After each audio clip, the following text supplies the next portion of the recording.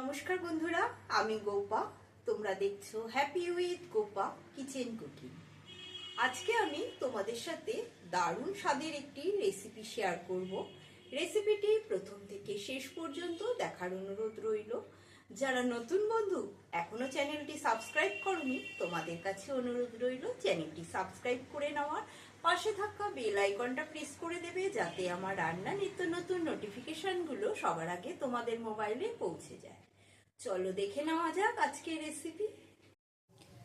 পোলাওটা বানানোর জন্য নিয়েছি এখানে গোবিন্দভোগ চাল। এই কাপটা মেপে 3 কাপ চাল আমি নিয়েছি। চালটা ভালো করে ধুয়ে জলটা ঝরিয়ে রেখেছিলাম, ঝরিয়ে রেখে একটু ঝরঝরা করে নিয়েছি। গ্যাসে একটা কড়াই বসিয়েছি, কড়াইয়ের মধ্যে দিয়ে দিচ্ছি সাদা তেল। 2 চামচ সাদা তেল দিয়ে দিলাম, আর দিয়ে দেব হাফ চামচ ঘি। ভীষণই কমই তেল ব্যবহার করলাম, তেল বা ঘি বেশি ব্যবহার করব না। এই সামান্য তেল আর ঘি দিয়েই বানিয়ে নেবো এই পোলাওটা। তেল আর ঘিটা গরম হয়ে গেলে এর মধ্যে ফোড়ন দিয়ে দিচ্ছি গোটা গরম মশলা। এর মধ্যে আছে দারচিনি, লবঙ্গ আর এলাচ। দিয়ে দিচ্ছি 2টো তেজপাতা। ফোড়নটা ভালো করে নেড়ে চেড়ে নেব। নেড়ে চেড়ে নিয়ে ফোড়নের থেকে সুন্দর গন্ধ বেরোলে এর মধ্যে দিয়ে দেব আমি জল ঝরিয়ে নেওয়া গোবিন্দভোগ চালটা। আমি এটা গোবিন্দভোগ চাল দিয়ে করছি, তোমরা চাইলে এটা বাসমতি চাল দিয়েও করতে পারো। চালটা ভালো করে ভেজে নেব। পোলাওয়ের চাল যতটা ভেজে নেবে ততই পোলাও ঝরঝরে হবে। গ্যাসের স্টিমটা লো টু মিডিয়ামে রেখে পোলাওয়ের চালটা ভেজে নিচ্ছি। পোলাওয়ের চালটা যখন হালকা ভাজা ভাজা হয়ে আসবে তখনই এর মধ্যে আমি দিয়ে দিচ্ছি কিশমিশ, কাজু বাদাম আর আমন্ড কুচি। এটা আলাদা করে ভাজার দরকার নেই, আমি একসাথে চালের সাথেই ভেজে নেব। দিয়ে দেব স্বাদ অনুসারে লবণ। লবণটা দিয়ে ভালো করে মিশিয়ে নেব। এবারে দিয়ে দিচ্ছি সামান্য হলুদ গুঁড়ো। হলুদ গুঁড়োটা দিয়েও মিশিয়ে নেব। মিশিয়ে একসঙ্গেই ভেজে নেব চালটা সব কিছু দিয়ে। দেখো ভালো করে মিশিয়ে নেওয়ার পরে এবারে এর মধ্যে দিয়ে দেব আমি গ্রেট করে নিয়েছি আদা। এখানে 1 ইঞ্চির মতো আদা গ্রেট করে নিয়েছি। গ্রেট করে নেওয়া আদাটাও দিয়ে ভালো করে মিশিয়ে নেব।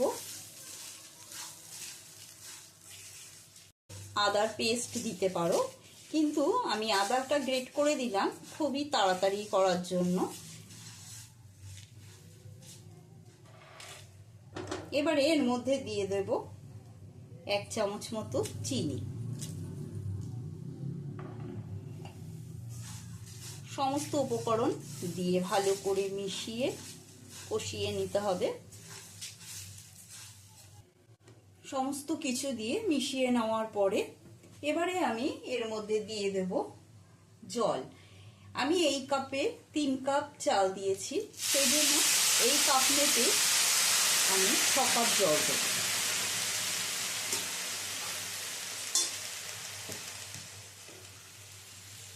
আমি এখানে উষ্ণ গরম জল ব্যবহার করেছি। সব সময় পোলাওতে গরম জলই ব্যবহার করবে। ঠান্ডা জল দিলে পোলাও খেতে বেশি ভালো লাগে না, একটু গরম জল দিয়ে করলে পোলাওয়ের স্বাদটা বেড়ে যায়। ভীষণই সাধারণ উপকরণ দিয়ে পোলাওটা আমি বানালাম। ভালো করে নেড়ে চেড়ে নিলাম। এবারে দিয়ে দিচ্ছি 2টো কাঁচা লঙ্কা চিড়ে নিয়েছি। ঝালটা নিজেদের পরিমাণ বুঝে ব্যবহার করবে।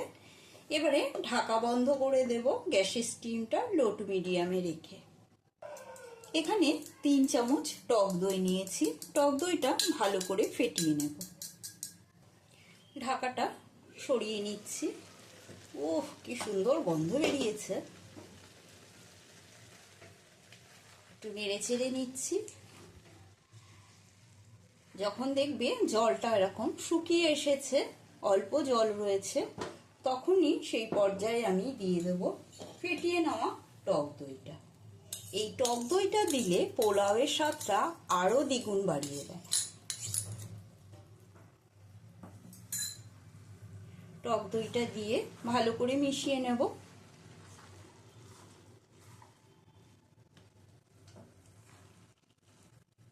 ভালো করে মিশিয়ে নিয়ে আবারও ঢাকা বন্ধ করে দেব। চালটা সবসময় একটু এরকম ছড়িয়ে দেবে।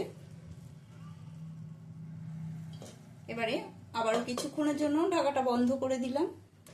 আবারও 2-3 মিনিট বাদে ঢাকাটা নামিয়ে নিলাম। দেখো জলটা একেবারেই শুকিয়ে গেছে আর পোলাওটা কতটা ঝরঝরে হয়েছে, পুরো ঝরঝরে পোলাও হয়েছে। জলের মাপটা যদি পোলাওতে ঠিক মতন দেওয়া যায় তখনই পোলাওটা কিন্তু ঝরঝরে হয়। আজকের মতন ঝরঝরে পোলাও কমপ্লিট। খুবই সাধারণ উপকরণ দিয়ে খুবই কম সময়ে কম উপকরণে তৈরি এই পোলাও। ভীষণই সুস্বাদু হয় এই পোলাওটি। আমি এটি সার্ভ করলাম ধনিয়া ডিম দিয়ে। আমার আগের ভিডিওতে আছে এই ধনিয়া ডিমের রেসিপি, তোমরা চাইলে দেখে নিতে পারো। কমেন্ট করে জানাবে রেসিপিটি তোমাদের কেমন লাগলো, একটা লাইক দিয়ে দেবে। মতন এই পর্যন্ত, আবারও নিত্য নতুন কোনো রেসিপি নিয়ে হাজির হব। সুস্থ থাকবে, ভালো থাকবে, ধন্যবাদ।